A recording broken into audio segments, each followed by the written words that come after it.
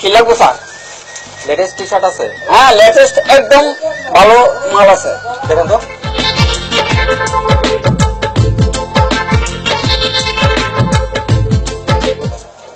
হ্যাঁ, একদম ফিটিং হয়েছে আপনার বডির সাথে।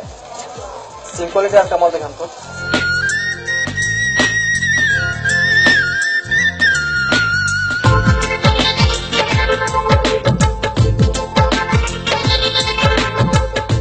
টি শার্টটা মনে ভালো লাগতেছে। হ্যাঁ হ্যাঁ, একদম একদম সুন্দর লাগতেছে, আপনার শরীরে মানাবো। হাতের প্রাইসটা কত? প্রাইস অন্য মাসে বেশি লাগে, আপনার লগে কোনো কথা নাই। এই 1200 টাকা। কিছু কম রাখা যায় না? না স্যার। আচ্ছা ঠিক আছে, সমস্যা নেই, টাকার সমস্যা নেই, আপনি প্যাকেট করুন। আবার আসবেন স্যার? অবশ্যই। ঠিক আছে, গেলাম।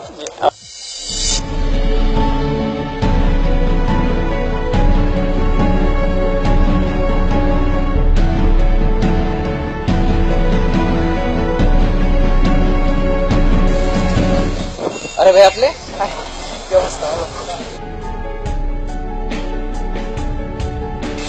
মৌল এটা দেখি।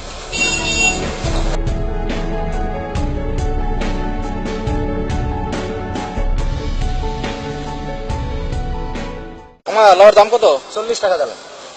লাউর দাম 40 টাকা? কি বলো, 15 টাকা 20 টাকা লাউ বিক্রি করে? আচ্ছা ঠিক আছে, 30 টাকা দিচ্ছি, দিয়ে দাও ওটা। না স্যার, পারা যাবে না।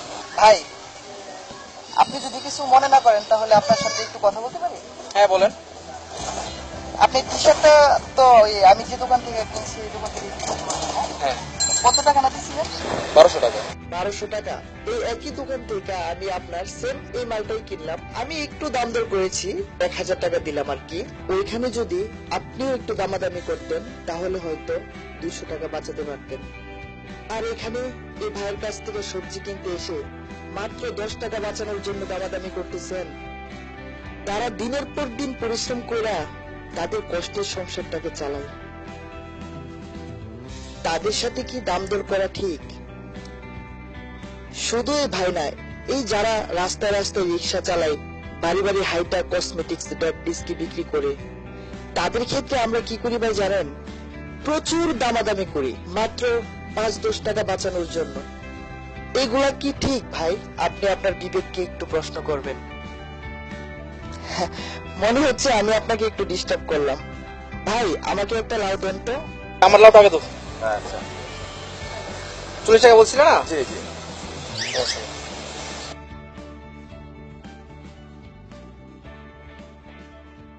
রিক্সা যাবা? কত বাজে মুখ? ভাড়া কত? 20 টাকা। 20 টাকা? ওইখানে ভাড়া তো 15 টাকা। আচ্ছা ঠিক আছে।